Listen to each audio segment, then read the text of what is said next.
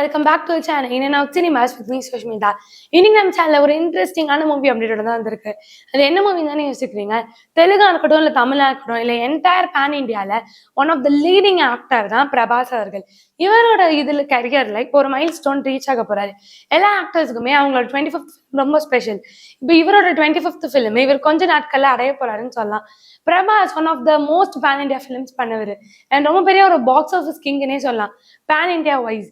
இவரோட பாகுபலி 1 இருக்கட்டும், பாகுபலி 2 இருக்கட்டும், இல்ல கல்கியா இருக்கட்டும், இல்லைன்னா சலார், இந்த மாதிரி மூவிஸ் எல்லாமே பேன் இண்டியா வைஸ் ரொம்ப பெரிய ஒரு ஹிட் ஆச்சு. பிரபாஸ் ஒரு பேன் இண்டியா ஆக்டர்னே சொல்லலாம்.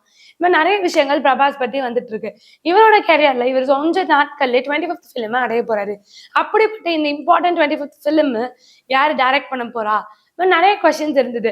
இவரோட 25th ஃபிலிம்க்கு பேர் வச்சது ஸ்பிரிட்ன்ற மூவி. இந்த மூவியோட டைரக்டர் யாருன்னா சந்தீப் ரெட்டி.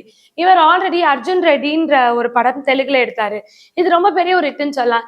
இதுல யார் லீட் ரோல்ஸ் பண்ணியிருக்காங்க? நம்ம விஜய் தேவர்கொண்டா அவர்களோட கெரியர்ல ஒன் ஆஃப் த லீடிங் மூவிஸா இருந்தது.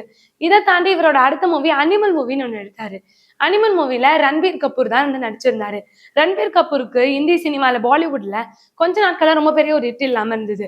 ஆனா அனிமல் மூவி மூலமா தெலுங்கா இருக்கட்டும், தமிழா இருக்கட்டும், இல்லைன்னா இந்தியா இருக்கட்டும், இல்லை கலக்கின விஷயம் இவருக்கு ரொம்ப பெரிய ஒரு கம்பேக்காவே இருந்தது அனிமல் மூவி தான்.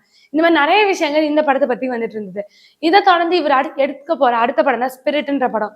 இந்த படத்துல ரொம்ப பெரிய ஒரு ஸ்டார் காஸ்ட் இருக்குன்னு சொல்லலாம். கட்ரினா கைஃபா இருக்கட்டும், ஐஸ்வர்யா ராயா இருக்கட்டும், ராஷ்மிகா மந்தனாவா இருக்கட்டும், இவங்க எல்லாருமே இணையறாங்கன்னு சொல்லியிருக்காங்க. இதுவே ரொம்ப பெரிய ஒரு குரூஷியலான ஒரு நியூஸ்ன்னு சொல்லலாம். இந்த மாதிரி இந்த விஷயங்கள் நிறைய வந்துட்டு இருக்கும் போது பிரபாஸ் அவர்களோட அடுத்த படம் போது கல்கி ரொம்ப பெரிய ஒரு ஹிட்னு இருக்கும். அப்ப இந்த படமும் 100 crores ரீச் ஆகுமா, 1000 crores ரீச் ஆகுமா? இந்த நிறைய எக்ஸ்பெக்டேஷன்ஸ் ஃபேன்ஸ் இருக்கு. கண்டிப்பா இது ஒரு பேன் இண்டியா ஃபிலிமா இருக்கும். நம்ம எல்லாருக்கும் ரொம்ப பெரிய ஒரு இருக்கு.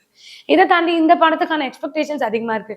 இந்த படம் எப்படி இருக்கும் அப்படின்னு கேட்டப்போ இது ஒரு காப் மூவியா இருக்கும், ஒரு போலீஸ் ரோலா இருக்கும். இந்த போலீஸ் இதை வச்சு இந்த படம் இருக்கும், ஒரு ஆன்லைன் போலீஸ் ஸ்டோரியா இருக்கும் அப்படின்ற மாதிரி சொல்றாங்க. சந்தீப் ரெட்டி அவர்கள் எடுக்க போறதுனால இந்த படம் ரொம்ப பெரிய ஒரு எக்ஸ்பெக்டேஷன்ஸ் இருக்கிறத தாண்டி ஐஸ்வர்யா அவர்கள் நினைக்கிறாங்க பொன்னியின் செல்வன் தான் ரொம்ப நாள் கழிச்சு அவங்க நடிச்ச ஒரு படம்.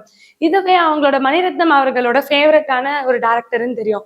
ஐஸ்வர்யா ராயோட ஃபேவரட்ன்றதுனால அவருக்காக பொன்னியின் செல்வன் பண்ணாங்க. இல்லைனாலும் அந்த ரோல் நந்தினின்ற ரோல் ரொம்ப பெரிய ஒரு லீடிங்கா இருந்தது, அதனால பண்ணாங்க. அதை தொடர்ந்து அவங்க இந்த படம் பண்றாங்கன்னா அப்ப இதுல இவங்களுக்கு எவ்வளவு பெரிய ஒரு லீடிங் ரோல் இருக்கும்? திரும்ப ஒரு ஆண்டகனிஸ்டா பண்ணுவாங்களா? பிரபாஸ் இவங்களுக்கும் ஃபேஸ் ஆஃப் இருக்குமா? நிறைய விஷயங்கள் ஓடிட்டு இருக்கு. இதை பத்திலாம் நீங்க என்ன நினைக்கிறீங்கன்னு மறக்காம கீழே கமெண்ட் பண்ணுங்க. இந்த மாதிரி இன்ட்ரெஸ்டிங்கான சினிமா அப்டேட்ஸ்க்கு மறக்காம என்ன சினிமாஸை லைக் பண்ணுங்க, ஷேர் பண்ணுங்க, கமெண்ட் பண்ணுங்க, சப்ஸ்கிரைப் பண்ணிடுங்க.